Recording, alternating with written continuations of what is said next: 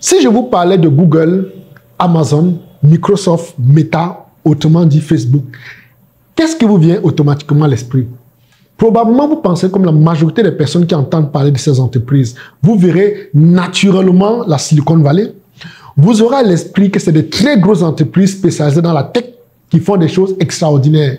Mais hélas, vous ignorez quelque chose de très important. Toutes ces entreprises ont un point commun.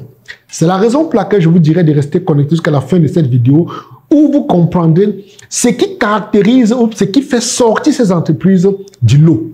Si je vous dis par exemple optimisation fiscale, qu'est-ce qui vous vient à l'esprit? Probablement, vous êtes comme 90% de la population mondiale qui a une idée biaisée ou une idée déformée des sociétés et de comptes offshore et essentiellement parlant de l'optimisation fiscale. Il faut savoir que lorsqu'on parle de l'optimisation fiscale, il est parfois associé aux sociétés et comptes bancaires offshore. Je sais que ça peut vous faire peur parce que lorsque vous allez regarder les médias, on vous parle des comptes et sociétés bancaires offshore de façon péjorative. C'est l'une des raisons pour lesquelles on a de plus en plus de personnes qui ont peur de ce thème. Pourtant, derrière les sociétés offshore, on parle des outils stratégiques de financement international. Un outil utilisé par de très grosses entreprises et les multinationales à travers le monde. Mais pourquoi vous ne le faites pas? Pourquoi ça vous fait autant peur?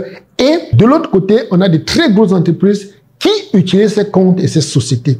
Il faut comprendre qu'il y a un problème de mindset. Il y a un problème de schéma de pensée.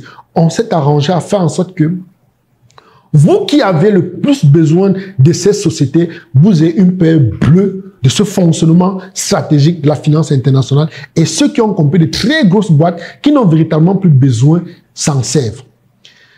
Il faut savoir que les sociétés et comptes bancaires offshore ont plusieurs utilités. Entre autres, sécuriser son patrimoine dans des juridictions stables, réduire légalement sa charge fiscale, faciliter les transactions internationales sans subir des lenteurs sur le plan local, protéger ses avoirs face à l'instabilité politique et monétaire. Nous savons tous que dans la majorité des pays où il y a une certaine instabilité, personne ne veut mettre son argent là-bas parce qu'il se dit à quel moment ça va déclencher. Et si ça déclenche, qu'est-ce que je fais de mes avoirs? C'est l'une des raisons pour lesquelles ceux qui ont compris mettent leur argent en sécurité. La réalité, c'est que les entreprises qui vont créer leur société dans un compte dans des pays ou bien qui vont créer des sociétés offshore savent que c'est des outils qu'ils possèdent, des outils qui ne posent aucun problème. C'est un marché d'éducation financière qui détient beaucoup d'outils. Et c'est là qu'intervient l'intermédiaire financier. Le bon intermédiaire financier n'est pas un agent, c'est un ingénieur en structure. C'est lui qui connaît les réglementations, les conventions fiscales, les banques et juridictions fiables.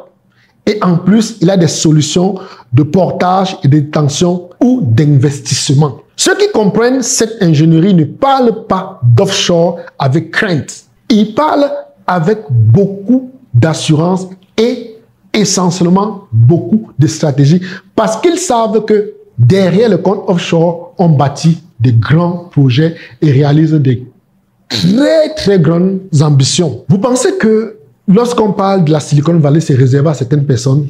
Ok, non. Détrompez-vous. Sachez que si on parle de Google, on parle automatiquement de l'Irlande. Pourquoi Google va s'installer en Irlande? Optimisation fiscale. Si on parle d'Amazon, on parle de Luxembourg. Pourquoi Amazon va au Luxembourg? Optimisation fiscale. Si on vous parle du Bahamas, on vous parle de l'île Maurice, on vous parle de Seychelles, on vous parle des îles Caïmans, on vous parle de Singapour. Qu'est-ce que vous devez entendre? Optimisation fiscale. Bien évidemment, on parlera également des Pays-Bas, du Delaware aux États-Unis et de la Suisse. il en existe toute une pléthore. Mais malheureusement, on nous a conditionnés à toujours avoir peur des choses qui peuvent nous aider à avoir un plus.